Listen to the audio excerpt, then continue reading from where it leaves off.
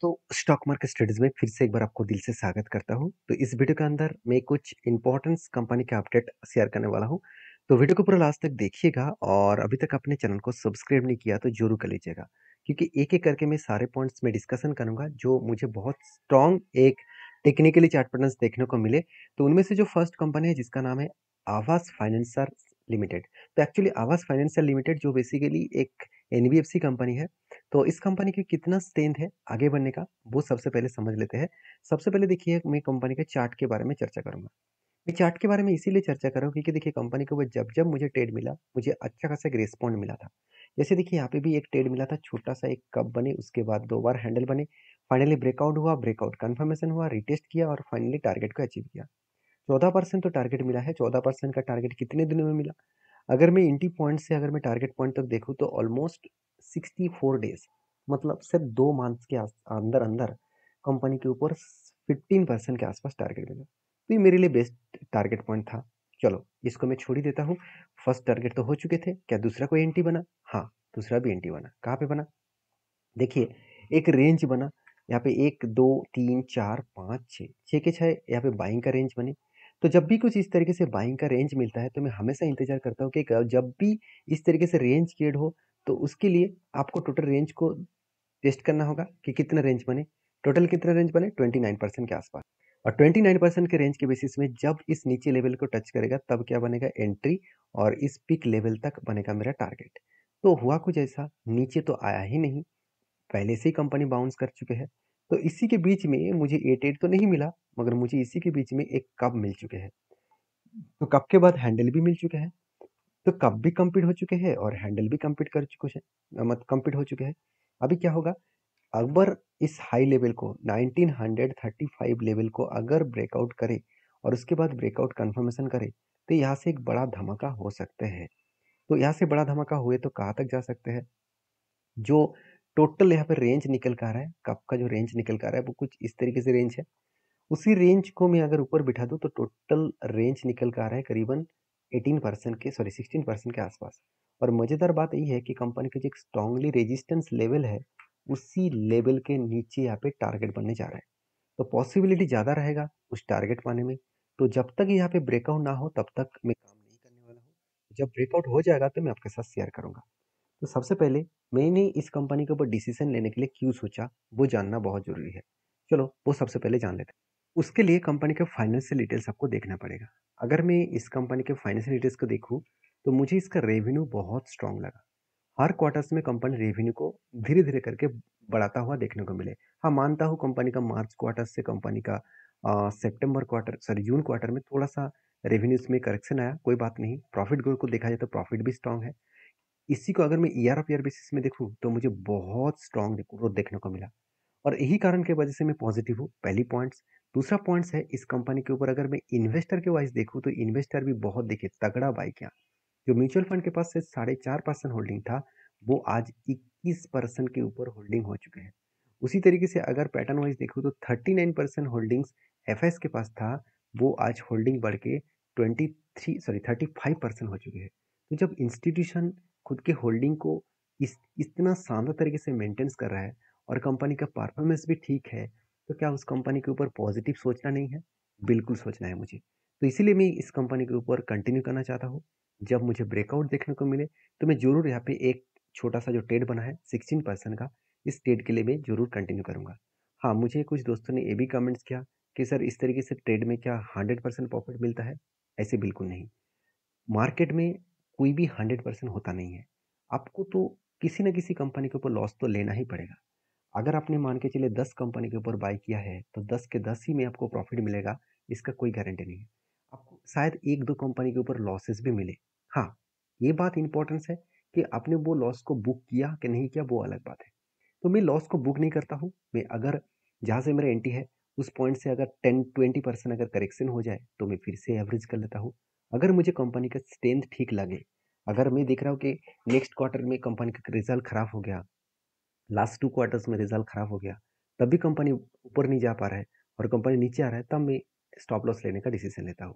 तो 1-2 कंपनी में तो आपको लॉस लेना ही पड़ेगा। आपके पोर्टफोलियो में 10 कंपनी है, उसमें से 8 में प्रॉफ़िट मिले और 2 में लॉस मिले, तो भी आपके लिए आप प्रोफिट पोर्टफोलियो को पॉजिटिवली रन कर पाएँगे।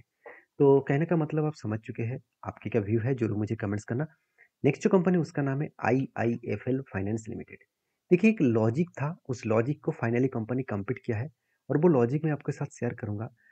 किस तरीके से लॉजिक काम करते हैं, इस तरीके से सिचुएशन में ज़रूर मुझे कमेंट्स करके बताना। तो देखिए जब इस कंपनी के ऊपर एक बिग फॉल देखने को मिला था, बिग फॉल मतलब एक बड़ा-सा गैप डाउन में ओपन हुआ था और आईआईएफएल के ऊपर इस तरीके से ओपन होने के पीछे रीज़न भी था क्योंकि आरबीआई ने एक बहुत बड़ा रिस्ट्रिक्शन इस कंपनी के ऊपर लगा दिया था। और बहुत बड़ा रिस्ट्रिक्शन लगाने के कारण कंपनी के ऊपर एक झटका मिला और अचानक एक दिन में ही ओवरऑल 30% तक क्रैश हो गया था। और मैंने आपको जब 30% क्रैश हो गया था तब भी मैंने आपको बताया था कि कंपनी अगर इस हाई लेवल को ब्रेक करे, इस हाई लेवल को ब्रेक करे तो सोचना वो ये जो गैप था, ये जो टोटल गैप बने हैं, इस गैप को वो फिल अप करने के लिए जाएँगे। तो फाइनली देखिए कंपनी धीरे-धीरे करके वो गैप को फिल अप कर चुकी है। तो एक लॉजिक होते हैं कि इस तरीके से सिचुएशन हमेशा बनता है। अभी देखिए वही गैप को फिल अप करने के बाद यहाँ पे क्या हो रहा है? इतने हाई वॉल्यूम के साथ सेलिंग हो रहा है। क्यों? क्योंकि जो बड़े-बड़े इन्वेस्टर यहाँ पे माल खरीद के रखे थे, वो यहाँ पे प्रॉफिट बुकिंग कर रहा है। तो हम लोग करते क्या है? हम लोग यही सोचते हैं कि चलो इतना जर्नी हो चुके हैं, तो चलो यहाँ पे बाय कर लेते हैं, क्योंकि 200 डेज़ मूविंग एवरेज के तो ऊपर गया। तो ऐसे सोचकर काम मत करना है। आपको करना क्या है? आपको वो ही कंपनी को ढूँढना है जो कंपनी का मतलब फाइनेंशियल ठीक है और जो कुछ न्यूज़ के कारण बड़ा-सा फॉल देखने को मिला, तो वो फिर से रिकवरी ज़रूर करेगा। तो ऐसे बहुत सारे एग्ज़ाम्पल्स हैं। एक-एक करके मैं एग्ज़ाम्पल आपके साथ दे सकता हूँ। आप जाकर चेकआउट कर लेना पेटीएम्स के ऊपर, उसका भी हालत इसी सेम टू सेम है। पेटीएम्स का तो बिजनेस लॉसेस में है, फिर भी वो रिकवरी कर चुके हैं और आईएफएल का तो बिजनेस प्रॉफिट में है। चलो एक बार आपको दिखाई देता हूँ। देखिए, इसका सेल्स ग्रोथ बहुत स्ट्रॉन्ग है, इसका प्रॉफिट ग्रोथ यहाँ पे भी स्ट्रॉन्ग है। मानता हूँ कुछ प्रॉफिट कम हुआ, मगर पॉजिटिव तो है ना। जहाँ पे पेटीएम्स का तो सेल्स सेल्स तो बहुत खराब है और प्रॉफिट तो बुरी तरीके से खराब हो चुके हैं। तो जो कंपनी इस प्रॉफिट नेगेटिव में है, फिर भी वो भागता चला जा रहा है, तो जो कंपनी प्रॉफिट में है, तो क्या वो नहीं भागेंगे? ज़रूर भागेगा। तो वही सिचुएशन यहाँ पे बनता हुआ देखने को मिले और आपको मैंने ये भी बताया कि आईआईएफएल के ऊपर मैंने जब ट्रेड लिया, एक आरएसआई स्ट्रैटेजीज़ के बेसिस में, वो मैं आपके साथ शेयर करना चाहूँगा। देखिए आरएसआई जब यहाँ पे गैप डाउन में ओपन हुआ, तब आरएसआई एकदम पीक लेवल में था। तो फाइनली कुछ इस तरीके से कैंडल में मुझे पैटर्न्स देखने को मिला। इस कैंडल में लेवल में मुझे पैटर्न्स देखने को मिला। 200 डेज़ ध्यान से देखना 200 डेज़ मूविंग एवरेज के नीचे कैंडल क्लोज़ हुआ और आरएसआई भी 30 के नीचे आया। तब मैंने आपको वीडियो बना के ये भी शेयर किया था कि मेरे एंट्री पॉइंट्स यहाँ पे एक मिल चुके हैं और मैं टारगेट कहाँ तक लूँगा? जब आरएसआई 70 के ऊपर जाएगा तब मेरा टारगेट होगा। फाइनली आरएसआई 70 के ऊपर इस कैंडल के ऊपर क्लोजिंग दिया और फाइनली मुझे टारगेट मिला। कितने दिनों में मिला? 22.59% का टारगेट मिला और वो भी सिर्फ 92 डेज़ में। मतलब 3 मंथ्स में 22.59% का टारगेट मिला है। तो बेस्ट तरीके से यहाँ पे टारगेट मिला है जो टारगेट कंपनी के लिए बहुत स्ट्रॉन्ग टारगेट था। तो अभी क्या मैं इस कंपनी के ऊपर कोई फ्रेश एंट्री लेने वाला हूँ? बिल्कुल नहीं, क्योंकि मुझे अभी कोई पैटर्न्स देखने को नहीं मिला, तो इसके ऊपर मैं कंटिन्यू नहीं करना चाहता हूँ। तो हमेशा चीज़ों को आपको समझकर काम करना होगा। हाँ, मैं फिर से एक ट्रेड ज़रूर लूँगा, अगर यहाँ पे जो रेंज बना है, टोटल बाइंग का रेंज बना है 30% के आसपास, 31% के आसपास, तो जब इस नीचे लेवल को टच करेगा मतलब 6 का लेवल को टच करेगा तब एंट्री बनेगा और इसका पीक लेवल मतलब यहाँ पे 500 तक इसका टारगेट बन सकते हैं। तो बेस्ट तरीके से एंट्री और बेस्ट तरीके से टारगेट बनने का चांसेस है, उसके लिए मैं इंतज़ार करूँगा। बाकी आपकी क्या राय है ज़रूर मुझे कमेंट्स करना। नेक्स्ट जो कंपनी है उसके बारे में बात करूँ, उसका नाम है रिलैक्सो फुटवेयर्स। देखिए रिलैक्सो फुटवेयर्स के ऊपर बहुत दिनों से मैं इंतज़ार कर रहा हूँ क्योंकि मुझे बहुत एक देखा जाए तो बहुत दिनों से मुझे इन्वेस्टमेंट भी है इस कंपनी के ऊपर और बहुत दिनों से मुझे इस कंपनी के ऊपर कुछ ट्रेड नहीं मिला। तो मैंने कुछ इस कंपनी के ऊपर कोई ट्रेड नहीं लिया। नहीं लेने का मतलब है कि कंपनी के ऊपर तब मैं ट्रेड लेने वाला हूँ जब कोई पैटर्न्स दिखे। तो इसी के बीच में मुझे एक डेटा देखने को मिले, अगर मैं टोटल हाई लेवल से मैं अगर ग्राउंड लेवल तक देखूँ तो ऑलमोस्ट 48% का करेक्शन हुआ। तो मैं जब भी कोई कंपनी के ऊपर 60% तक करेक्शन हो जाता है, तब मैं उस कंपनी के ऊपर फिर से बाय कर लेता हूँ। तो अगर कंपनी बेस्ट है, तो 60% का मतलब कहाँ पे होता है? 60% का मतलब है कंपनी जब 586 लेवल को टच करेगा, तब एक एंट्री पॉइंट्स मुझे बन सकता है, मुझे मिलेगा, तब मैं ज़रूर यहाँ पे एंट्री लेने वाला हूँ। तो क्वेश्चन ये है कि मैं 60% करेक्शन के बाद मैं एंट्री क्यों लेने वाला हूँ? उसके पीछे कोई ना कोई तो ठोस रीज़न होना चाहिए। हाँ, चलो वो मैं आपको रीज़न बता देता हूँ। पहली बात देखिए कंपनी का वैल्यूएशन जो है, वो आज जितना है उससे भी ज़्यादा सस्ता हो जाएगा, पहली बात। दूसरी बात, कंपनी का जो रेवेन्यूज़ का ग्रोथ है, वो आज जिस तरीके से थोड़ा-सा वीक हुआ है, मैनेजमेंट ने कहा कि अपकमिंग टाइम्स में इसका ग्रोथ और इसका जो मतलब प्रॉफिट ग्रोथ और सेल्स ग्रोथ जो कम हुआ है, वो फिर से रिकवरी कर जाएगा। क्योंकि प्रॉफ सेल्स तो ठीक है, सेल्स में थोड़ा-सा मतलब प्रेशराइज़ है, थोड़ा-सा छोटा-मोटा। मगर प्रॉफिट में बहुत ज़्यादा मतलब आपको ग्रोथ देखने को कम देखने को मिला है क्योंकि यहाँ पे प्रॉफिट भी कम हुआ था। उसके बाद 2024 मार्च में प्रॉफिट ज़्यादा हुआ। अभी करंट क्वार्टर्स में कंपनी का प्रॉफिट कम हो गया। तो ये तो पार्ट ऑफ गेम है। तो मार्केट में इस तरीके से तो चलता रहता है। अगर आपका खुद का कोई बिज़नेस है, तो आपको लास्ट 10 इयर्स को आप एनालिसिस करके देखेंगे, तो क्या हर साल में आपको प्रॉफिट हुआ? प्रॉफिट तो हुआ। क्या हर साल आपको पिछले सालों को बीट करके आगे बढ़े? अगर बीट करके आगे बढ़ रहे हैं, तो आपका बिज़नेस बहुत स्ट्रॉन्ग है। अगर बीट करके आगे नहीं बढ़ रहा है, तो बिज़नेस में अभी भी थोड़ा-सा दिक्कत देखने को मिल रहा है। तो ये मेरे सारे पॉइंट्स मैं आपके साथ इसीलिए शेयर किया क्योंकि आपको पता चले कि किसी भी कंपनीज़ के ऊपर काम करने से पहले आपको कौन-सा चीज़ों को देखना पड़ेगा।